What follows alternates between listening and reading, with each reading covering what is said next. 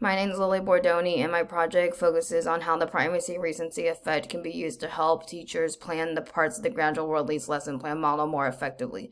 The primacy-recency effect explains how, within a given amount of time, there's an optimal time for students to learn and interact. It accounts for our brain and its working memory function. There are 3 stages: prime time 1, downtime, and prime time 2.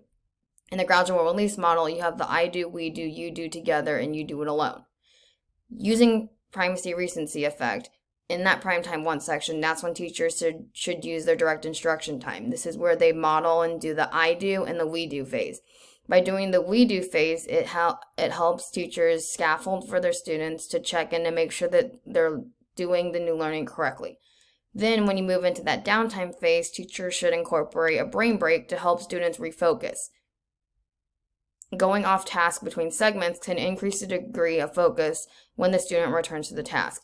Also within the downtime phase of the primacy recency effect, teachers should do the you do together. This is where students work with each other to do the new learning. You can incorporate things such as cooperative learning strategies to make sure that all your students are engaged and held accountable for what they're learning.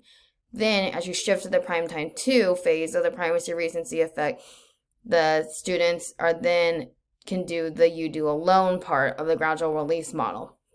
This can also be a time for students to make predictions and ask questions. By using the primacy recency effect, teachers can make sure that the parts of their lessons that they're doing are at the optimal time for students to be engaged in actually retaining what's being taught.